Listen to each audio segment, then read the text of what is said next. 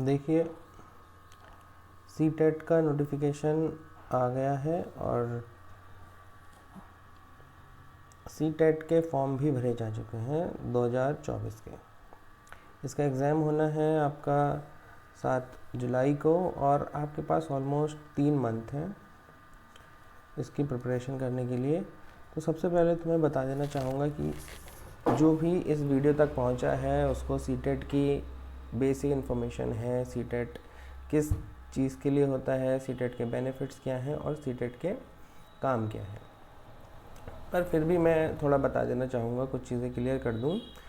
तो जो CTET exam है वो पहले तो ऑफलाइन होता था, फिर एक बार ऑनलाइन हुआ, फिर अब दोबारा से ऑफलाइन करवाने का निर्णय लिया है। इस एग्ज़ाम को CBSE कंडक्ट करवाता है। तो आपने ये नोटिफिकेशन पढ़ लिया होगा और इसकी जो बेसिक चीज़ें कि 7 को फॉर्म स्टार्ट होते हैं, मार्च को 5 को ख़त्म हो गए और एग्ज़ाम डेट है 7 जुलाई, ये आपको पता है। और इसके फॉर्म भरने का तरीका ये सब ठीक है। एक इसका ओवरव्यू ले लेते हैं कि पिछले सालों में ये कैसा रहा है। पहले लगभग ऑलमोस्ट ये 32.5 लाख के करीब टोटल स्टूडेंट्स ने इसका फॉर्म भरा था और लगभग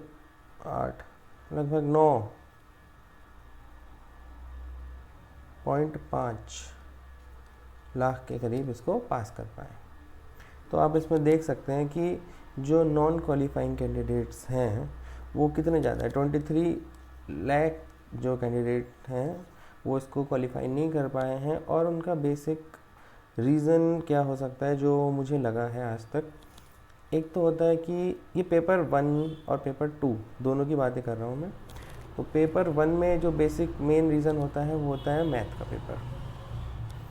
मैथ का पेपर क्योंकि देखो इसमें जो आना है सिलेबस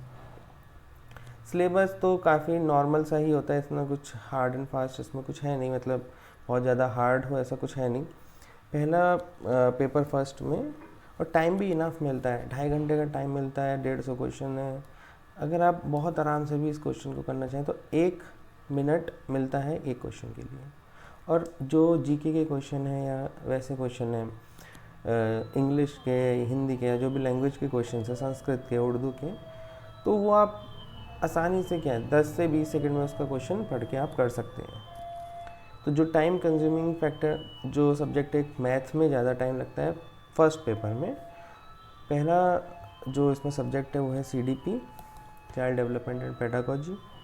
फिर एक लैंग्वेज आपको चूज़ करनी होती है। फर्स्ट लैंग्वेज मेनली वो चूज़ की जाती है जो कि आपकी मदर टंग हो, जैसे किसी की हिंदी, या फिर कुछ जगह मतलब कैंडिडेट क्या करते हैं वो जो आपकी स्ट्रॉन्ग लैंग्वेज होती है, कुछ होते हैं कैंडिडेट जो हिंदी रीजन में होते हैं पर उनकी इंग्लिश स्ट्रॉन्ग होती है, या फिर कोई भी, उसमें आप अपनी स्ट्रॉन्ग लैंग्वेज है वो आप चूज़ कर सकते हैं। क्योंकि फर्स्ट लैंग्वेज और सेकंड लैंग्वेज में अंतर ये होता है कि ग्रामर तो देखो थोड़ी सी ही आनी है दोनों में, जो भी पैसेज है उसी से रिलेटेड थोड़ी सी ग्रामर आएगी। बट डिफरेंस ये होता है कि जो लैंग्वेज फर्स्ट है उसमें एक पैराग्राफ आता है और एक ही पोएम आती है। वैसे ही सेकंड पेपर में दोनों के दोनों पैराग्राफ आते हैं, क्योंकि सबको पता है जो पैराग्राफ है उसको सॉल्व करना बहुत इन कंपैरिजन टू पोएम बहुत आसान है। तो दोनों इसमें पैराग्राफ आते हैं तो इसलिए। और फिर फर्स्ट पेपर में आता है आपका मैथ के आपको 30 क्वेश्चन करने होते हैं।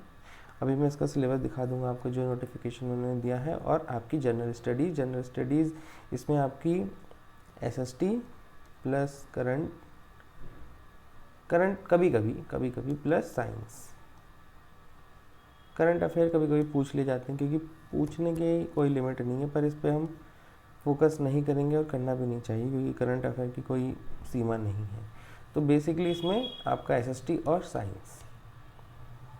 अब पेपर 2 की बारी है। पेपर 2 में ऊपर की 3 लैंग्वेज, तीनों सब्जेक्ट सेम है, और जो डिफरेंस क्रिएट करता है वो करता है आपका ये वाला पोर्शन जो 60 क्वेश्चन का होता है। इसमें जो साइंस बैकग्राउंड के कैंडिडेट्स हैं वो मैथ और साइंस के क्वेश्चंस करते हैं, और जो आर्ट साइड या ह्यूमैनिटीज़ के कैंडिडेट्स हैं वो आपका SST सोशल स्टडीज़ या फिर आर्ट्स वाले क्वेश्चंस करते हैं। आर्ट्स मतलब आर्ट सब्जेक्ट, ह्यूमैनिटीज़ वाले जो है। तो इस पे अभी हम बाद में आएंगे। अब आ जाते हैं हम सिलेबस पर। और एक और चीज़ मैं बता देना चाहूँगा कि जो सीटेट का एग्ज़ाम है वो एक कंपलसरी एग्ज़ाम है। अगर आप किसी भी सरकारी इंस्टीट्यूट में या किसी भी स्टेट के या किसी जो हमारे सेंट्रल गवर्नमेंट के अंडर आते हैं स्कूल, KVS हो गया, नवोदय हो गया और EMRS हो गया, तो इनके स्कूल्स में अगर आप एज अ टीचर वर्क करना चाहते हैं तो आपको ये एलिजिबिलिटी टेस्ट पास करना ही पड़ेगा। अदरवाइज़ आप फॉर्म भी नहीं भर पाओगे उसका। फॉर्म भर दोगे, नंबर आएगा, कोई फ़ायदा नहीं मतलब। तो ये जो है आपका, ये बिल्कुल मैंडेटरी है, कंपलसरी है आपको सीटेट क्वालिफाई करना। अगर ये क्वालिफाई नहीं होता है तो आपने जो B.Ed की डिग्री ली है, DLED या JBT जो भी किया है वो बेकार हो जाएगी, कोई फ़ायदा नहीं है, क्योंकि आप उस एग्ज़ाम में बैठने के एलिजिबल ही नहीं रहोगे। तो इसको हल्के में ना ले। मैंने आपको बताया अभी कि लास्ट ईयर भी 23 लाख जो कैंडिडेट थे वो इसको क्वालिफाई नहीं कर पाए थे। अपने अपने कारण होते हैं अलग अलग, पर जो मेन कारण है पार्ट ए का, तो मुझे अपने आसपास के लोगों से और बाकी जो टीचर्स हैं उनसे बात करके यही लगा कि फर्स्ट पेपर में मैथ और थोड़ी सी एनवायरनमेंट, क्योंकि कोई बंदा होता है जो साइंस बैकग्राउंड का होता है, कोई होता है SST का, ह्यूमैनिटीज़ वाला, तो वो साइंस कर जाता है, वो ह्यूमैनिटीज़ में रह जाता है, ह्यूमैनिटी वाला ह्यूमैनिटी कर जाता है, साइंस में थोड़े उसको कम आता है। और मैथ में अगर आप साइंस में हो, बायो के स्टूडेंट हो तो भी आपको दिक्कत आनी है, मैथ के स्टूडेंट हो तो आपको काफ़ी हद तक चीज़ें समझ आ जाएंगी। तो ये चाइल्ड डेवलपमेंट का ये सिलेबस हो गया आपका। इसमें मेनली देखो, इसमें concept of development and relationship with learning, ये नॉर्मल ही चीज़ें हैं, पियाजे और कोहलबर्ग और वेगोस्की। तो इन सब के जो मॉडल्स हैं और इनकी जो थ्योरीज़ हैं, अब इनका ओवरव्यू आपको होना चाहिए। और बाकी एक जो चीज़ सामने आती है आजकल, जो सबसे ज़्यादा पूछा जा रहा है, एक तो देखो जेंडर, एक इंक्लूसिव एजुकेशन, जेंडर, NEP है ना, और जितने भी पॉलिसीज़ हैं इनके बारे में भी पूछ लिया जाता है। ठीक, और अब आगे आ जाते हैं। इसमें कुछ क्वेश्चंस आते हैं कि सिचुएशनल बेस होते हैं उनका, कि भाई बच्चे इस केस में क्या करेगा, या फिर क्या एक आइडियलिस्टिक आंसर होना चाहिए, है ना। तो इस सब के बारे में मुझे बात नहीं करनी है अभी फ़िलहाल, क्योंकि मेरा मेन फोकस मैथमेटिक्स पर रहेगा और मैं आप सबको इस सीटेट में मैथमेटिक्स पढ़ाऊँगा। और अगर पॉसिबल हुआ तो मैं आपको इंग्लिश और अपने जो CDP के नोट्स हैं मैं आपको वो प्रोवाइड करवा दूँगा। और मैं बताना भूल गया, मैं दिल्ली में टीचर हूँ। मैं दिल्ली डिपार्टमेंट ऑफ एजुकेशन में एजुकेशन दिल्ली में परमानेंट टीचर हूँ, PRT प्राइमरी टीचर हूँ। मैं 42/21 पोस्ट कोड से उसमें सेलेक्ट हुआ हूँ।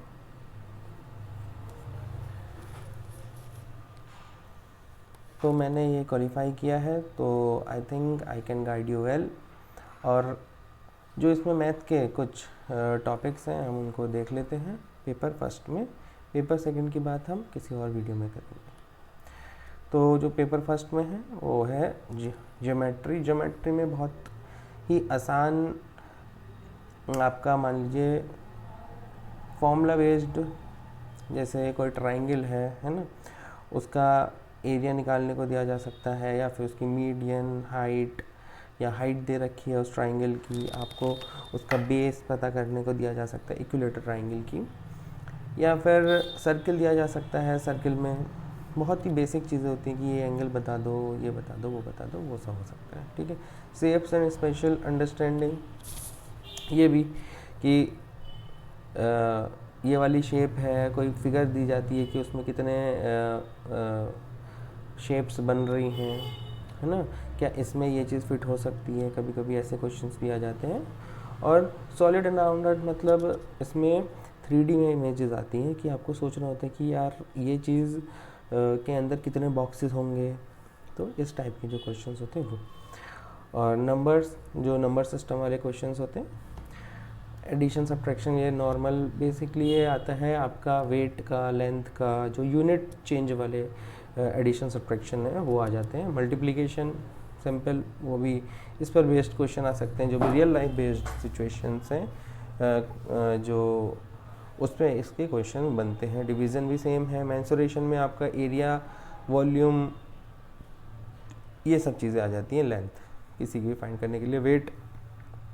वेट आगे, कुछ बच्चों का वेट है भाई इतना इतना, है ना, अब एवरेज वेट बताओ, एवरेज वेट है क्लास का इतना, तो इस टाइप के कॉमन क्वेश्चन। या फिर वेट पे आपके कि 4 केले का वेट है 2 किलो, तो 5 किलो का कितना होगा, टाइप से बहुत इजी क्वेश्चन आते हैं। पर जिनका बेस स्ट्रांग नहीं है तो वो इसमें थोड़ा अटक सकते हैं।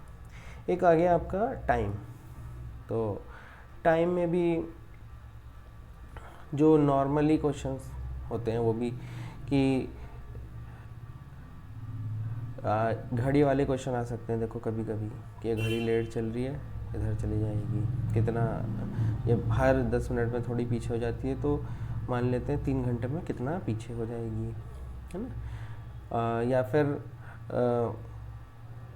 और भी अलग अलग टाइप के क्वेश्चन होंगे जो कि मैं आपको बेसिकली प्रीवियस ईयर जो है उससे करवाऊंगा। ऐसे इसमें टॉपिक वाइज होते हैं तो बस हमें टॉपिक का पता चल पाता है, पर इस पर बेस्ड कई तरह के क्वेश्चन हो सकते हैं, तो वो बताना एग्जैक्टली थोड़ा डिफ़िकल्ट है। वॉल्यूम ही देखो मेंसुरेशंस में आ जाता है, तो सेम बात है, इनमें कोई लिखने का फ़ायदा नहीं है। डाटा हैंडलिंग मतलब कोई चार्ट गिवन होगा, उसका डाटा पढ़ के आपसे क्वेश्चन पूछे जाएंगे कि मान लो एक क्लास में कुछ बच्चों के 25 नंबर आए हैं, कुछ के 10 नंबर आए हैं 30 में से, तो बताओ एवरेज क्या है, मीडियन क्या है, मोड क्या है। ये क्वेश्चन बहुत नॉर्मल है। पैटर्न बेस्ड और मनी, तो पैटर्न बेस्ड क्वेश्चन हो सकते हैं कि आपको कोई सीक्वेंस दे दी जाए, या फिर जैसे कि 2 है, 4 है, 8 है, बताओ अगला कौन सा नंबर होगा। ऐसे क्वेश्चन। मनी बेस्ड भाई डेली लाइफ की प्रॉब्लम बेस्ड क्वेश्चन हो जाएंगे। तो ये तो था हमारा मैथ का। और वैसे ही यहाँ पे ईवीएस में कुछ देख लीजिए, plant, friends and relation, work and play, animal, food, plant के आगे food, travel, things we do, ठीक है। और आपके पेडागोजिकल इश्यूज जो आ गए कि जो बेसिकली इसको कहते हैं सब्जेक्ट पेडागोजी, तो एनवायरनमेंट की जो सब्जेक्ट है ईवीएस उसकी पेडागोजी, ठीक है। उसके क्वेश्चन होंगे ये, उसमें कि भाई हमें ये काम करवाना है तो इसमें कौन सा मेथड लगेगा, या फिर ये काम करवाना है तो इसमें हम कौन सी स्ट्रेटेजी यूज़ करें, तो इस टाइप के क्वेश्चन होते हैं, ठीक। और कि इसका एवेल्यूएशन कैसे हो सकता है, नंबर कैसे देंगे, कौन सी टीचिंग एड हम अप्लाई करें, और क्या क्या प्रॉब्लम आ सकती हैं इसकी पढ़ाई में, वो सब इसमें आता है। CDP मतलब पेडागोजी में, एक्चुअली CD तो चाइल्ड डेवलपमेंट हो गया, और पेडागोजी। तो ये था एक ओवरव्यू सीटेट का। और अगली वीडियो में मैं सीटेट जो पेपर 2 है उसके बारे में बात करूँगा। 150 नंबर का क्वेश्चन होता है क्वेश्चन पेपर, और 150 में से आपको UR के लिए 90 नंबर लाने होते हैं इसको क्वालिफाई करने के लिए। पेपर बहुत इजी आता है, इसको भारी ना समझें। लैक ऑफ गाइडेंस, ठीक है, लैक ऑफ गाइडेंस की वजह से ही पेपर अटकता है। मैंने पहली बार पेपर दिया था ये 2019 में, जब मेरा BTC यानी कि DLED का फर्स्ट ईयर कंप्लीट हो चुका था, मैं सेकेंड ईयर में था। तो मैंने दोनों का दिया, पार्ट 1 और पार्ट 2, पेपर 1 पेपर 2, और मेरा बहुत इजीली क्लियर हो गया था। और मेरी उसके पीछे क्या थी, एक स्ट्रेटेजी ये थी कि मैंने जितने भी प्रीवियस ईयर थे वो सारे कर डाले थे। प्लस मैं आपको बताऊंगा कि कैसे अटेम्प्ट करते हैं प्रीवियस ईयर, और सिर्फ उनको अटेम्प्ट करके नंबर ही नहीं निकालने हैं, हमें उससे पूरा निचोड़ना है उसको कि उसके अंदर क्या हमारे काम का है, हम जो क्वेश्चन गलत कर रहे हैं उसको हम कैसे समझें, और जो भी क्वेश्चन हमारे सही हो गए हैं और उसको हम फ्यूचर में गलत ना करें। तो इस सब की कुछ स्ट्रेटजीज़ हैं जो मैं खुद अप्लाई करता हूँ, तो वो मैं आपको बता दूँगा ऐसे धीरे धीरे करके, क्योंकि ये मेरे चैनल की पहली वीडियो है। तो प्लीज़ अगर आपकी जान पहचान में कोई भी हो जो सीटेट की तैयारी कर रहा है तो उसको आप ज़रूर शेयर कीजिए। मैं रेगुलरली इस पे मैथ पढ़ाऊँगा, और सीटेट नहीं और सीटेट भी और बाकी जितने भी कॉम्पिटिटिव एग्ज़ाम्स हैं जितने मैं कवर कर सकता हूँ टीचिंग के, उन सब से रिलेटेड मैं इस पे कंटेंट डालूँगा। इसकी एक अलग से ही प्लेलिस्ट बना दूँगा मैं, जिसमें आप आराम से देख सकते हैं। मैं इसके जो थंबनेल हैं वो भी रेलिवेंट डालूँगा, जिससे आपको कोई वीडियो ढूंढने में बिल्कुल भी परेशानी ना हो। मैं जैसे आगे अभी DSSB में PRT की वैकेंसी आने वाली है, अभी आई नहीं है। दूसरा अभी DSSB में TGT की चल रही है, तो इससे रिलेटेड मैं स्ट्रेटेजी की वीडियो डालूँगा, और जो भी इंफॉर्मेशन आएगी, नोटिफिकेशन आएगा, उस सब के बारे में मैं आपको अपडेट करवाता रहूँगा। तो प्लीज़ सब्सक्राइब कर लीजिएगा और बेल आइकन दबा दीजिएगा ताकि आपके पास इसका नोटिफिकेशन पहुँच जाए। बाकी मेरा नाम मुकुल चौहान है, और मैंने बताया कि मैं DOE में एज आ PRT अभी वर्क कर रहा हूँ, वर्किंग एज अ PRT। और मैं चाहता हूँ कि आप सब भी DOE आएँ और मेरे कलीग बनने। मेरा ये सौभाग्य होगा, आप सब आएँ और सीटेट पास कीजिए, अपने घर पे जॉब लेके जाइए, और जो एक दिल या फिर जो क्या कहें कि एक आत्मसंतुष्टि होती है, तो वो आप एक जॉब जब लग जाती है तो इंसान को महसूस होती है कि आपने ज़िंदगी में कुछ किया है, जो काम आपने करने की सोची आपने उसको सक्सेसफुली किया। तो ऑल द बेस्ट और पढ़ते रहिए।